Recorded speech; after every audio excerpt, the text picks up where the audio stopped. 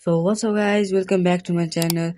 अनि आज चाहिँ म तपाईँलाई सिकाउँछु एउटा इल्युजन बनाउनु जसलाई तपाईँलाई धेरै हेल्प गर्छ। Let's begin.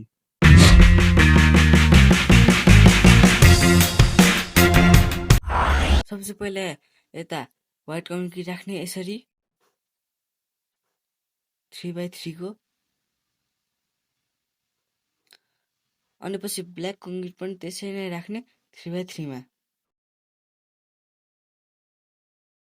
Same to same यसरी नै।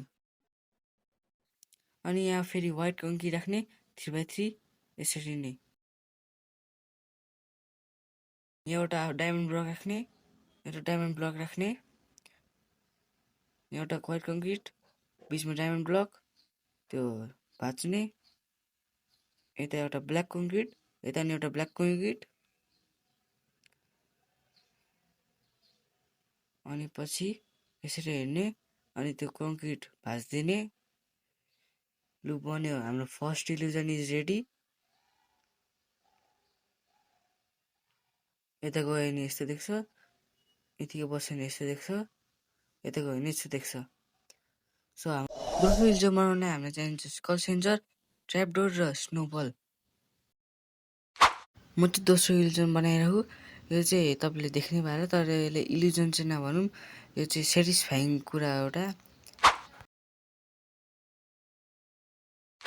म चाहिँ यो अर्कै बनाइरहेको, त्यही हो तर अर्को जग्गामा, किनकि त्यो चाहिँ मेरो बिग्रियो।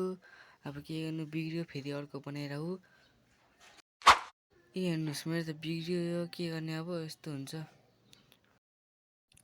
मेरो नयाँवाला चाहिँ यता बनाएको छु मैले बनाइसकेँ। अब हेर्नु कस्तो हुन्छ भन्दा बिग्रियो, फेरि बनाएर हेर्छु म तपाईँहरूसँग।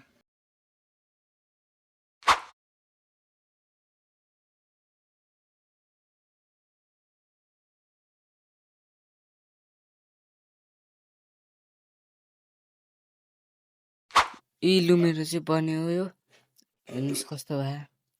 तपाईँ नि बनाउन सक्नुहुन्छ।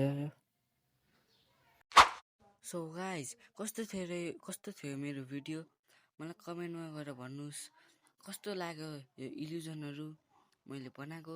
कमेन्टमा गएर रेट पनि गर्नुहोला। By by.